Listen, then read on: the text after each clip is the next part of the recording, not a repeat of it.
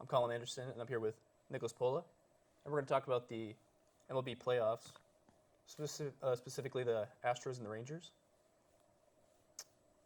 And the Astros played the Twins, and they won 3-2. Mm-hmm.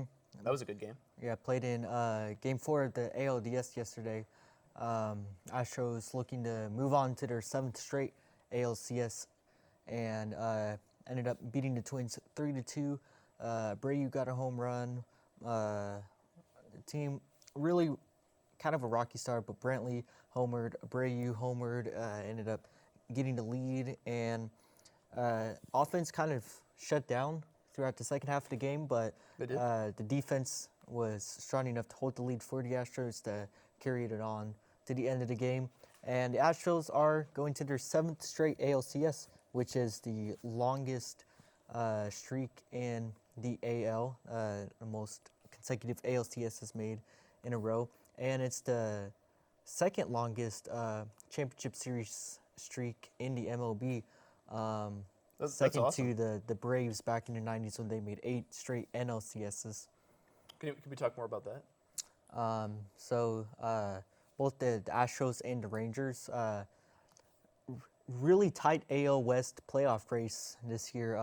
Both teams ended up going 90-72, and the tiebreaker for the division was the Astros beating the Rangers in the season series 8-4, winning 8 games, losing 4 games, and because of that, ended up winning the tiebreaker and winning the AL West. Ended up going down to the wire, the literal last second of the season. Oh dang! The Rangers, all they had to do was win their last game of the season, and they won the AL West, right? They ended up losing 1-0 to the Seattle Mariners, and I didn't know that. And the Astros ended up winning their last game against the Arizona Diamondbacks, and because of that, Astros were able to win the AL West, get the bye into the automatic bye into the ALDS, and were able to play the winner of the Twins and Blue Jays series, which obviously was the Twins, as they beat them 2-0 in the wild card series. So how do you think the Astros is going to continue doing this season? So the Astros will have home field advantage. The Astros were 8-4 against the Rangers in the regular season, and they ended up played better against them on the road.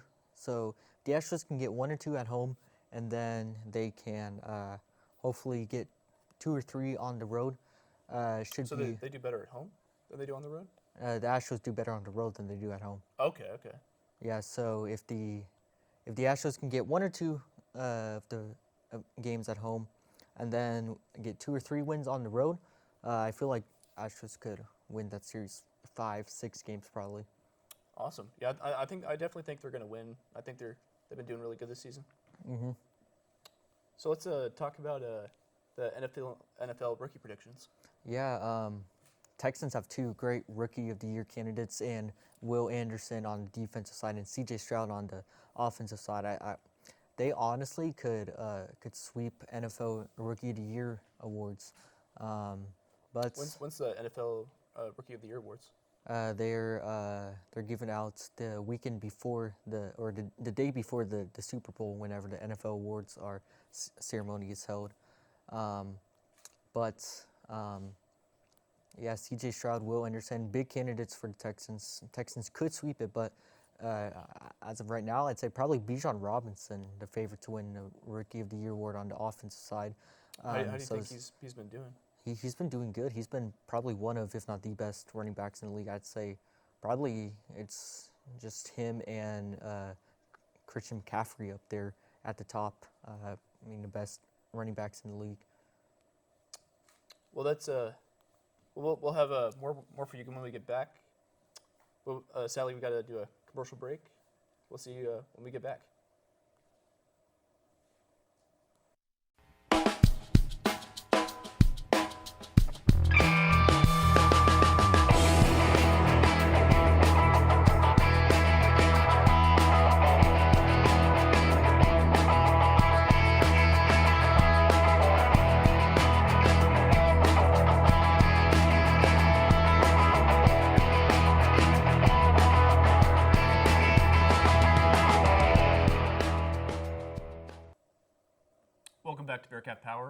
host, Colin Anderson.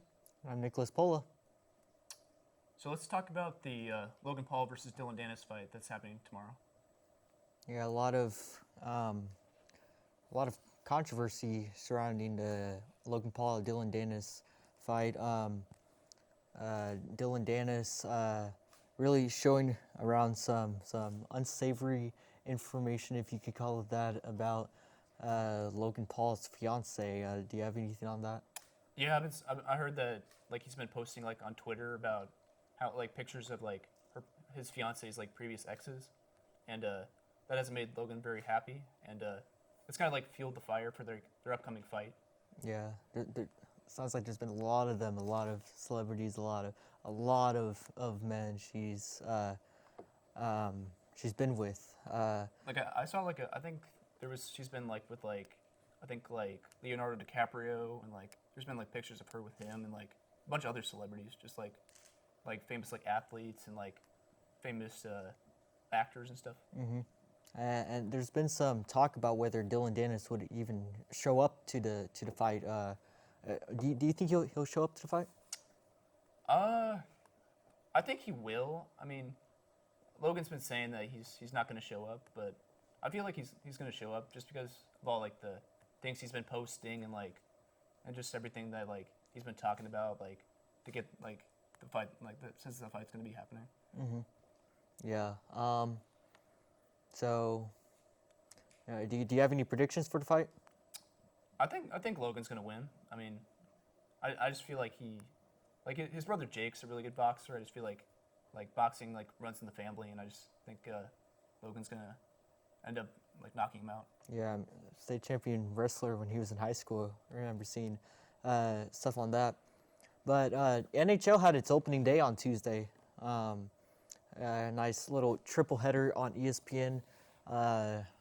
Tampa Bay Lightning started off with a win with a 4:30 start time on ESPN, really early. They won that's very early. Mm-hmm. They won 5-3 against the Nashville Predators. Then we saw Connor Bedard's debut in the NHL against the Pittsburgh Penguins. A little really nice moment there. Connor Bedard getting to play against his idol Sidney Crosby. Yeah. What'd you think when you saw that? It was a cool moment. Yeah. Sidney Crosby or Connor Bedard was only like 2 months old whenever Sidney Crosby made his NHL debut, and so Connor Bedard grew up his entire life watching Sidney Crosby, and the rookie phenom playing against the who is one of probably top 10, maybe even top 5 NHL player of all time. Really great moments. Connor Bedard ended up getting his first ever NHL points in that game in a 4-2 win against the Pittsburgh Penguins. Oh, wow. And then to close it off, we saw the Vegas Golden Knights getting to raise their banner, their Stanley Cup banner, against the Seattle Kraken. That was a really cool moment. Mm-hmm. Really cool showing. Really, Vegas knows how to do their openings, their intros. The really big show business there. Saw as the banner was being raised, little slot machine captain Mark Stone went over, pulled the slot machine. The banner rose from the slot machine. Really cool banner raising ceremony. One of the coolest I've seen. The Vegas Golden Knights looked really good in that game. Cole Stevenson got a point or 2 points actually in that game. Really, the Golden Knights had their way with the Seattle Kraken in a 4-1 victory for Vegas. So that's awesome. So I know you're a big fan of the Minnesota Wild. Mm-hmm. Yeah, they get their season started today against the Florida Panthers. Hopefully they get the win. Hopefully so. Are you gonna be watching that game tonight? I'll try to. I got work and stuff, but I'll watch as much of it as I can. Awesome. Well, that's all we got time for. We'll cut to commercials. This has been Bearcat Power.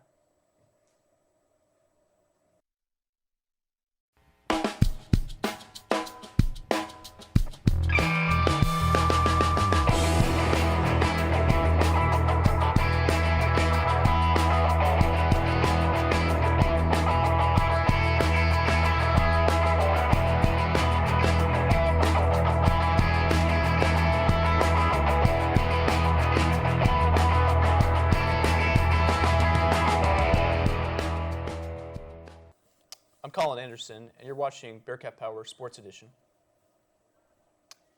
And I'm here with Nicholas Pola.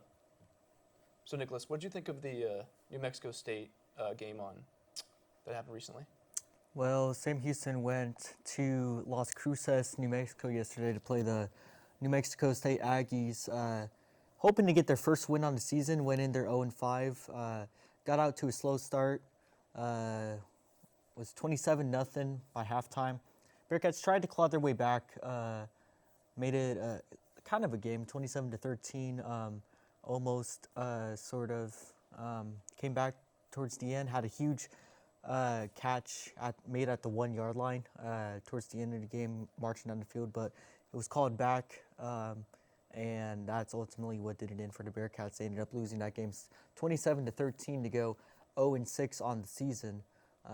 Just another disappointing showing on the season.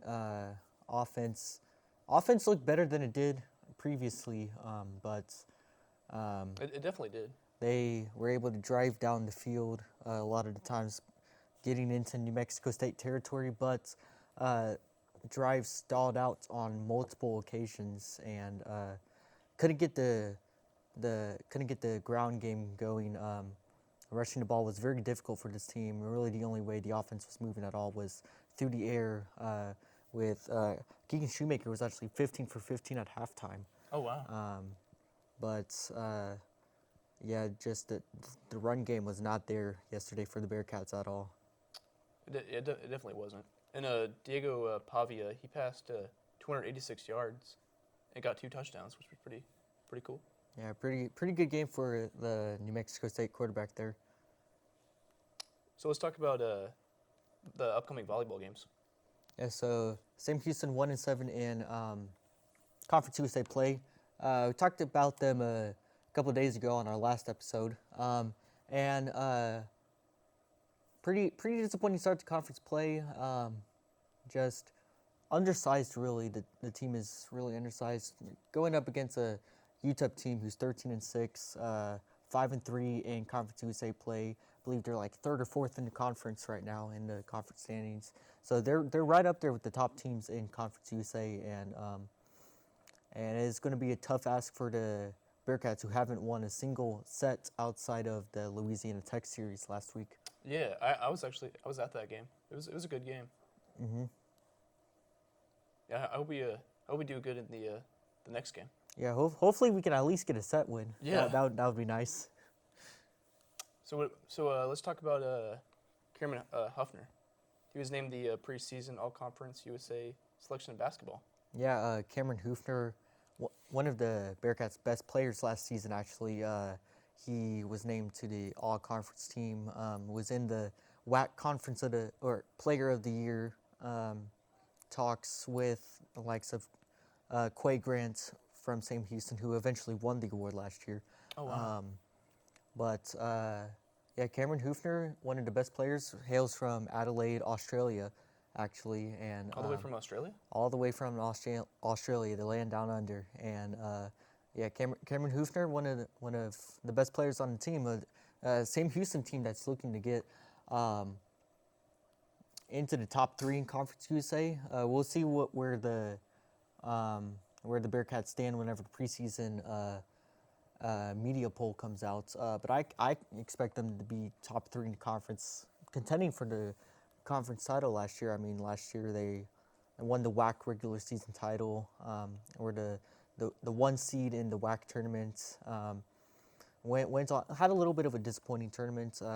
Won their first game in the quarterfinals against California Baptist, but then played Grand Canyon, who really brought a strong contingency to Las Vegas last year, at the Orleans Arena, where the tournament was being held, and Bearcats came away with a 2-point loss, really at the last seconds. Couldn't get anything going the last 2 minutes or so. But Bearcats will be looking to get it going again this season, hoping to win Conference USA in their first season in the league. I'm excited to see it. Well, that's all we have. I'm Colin Anderson. This has been Bearcat Power Sports Edition. We'll see you next time.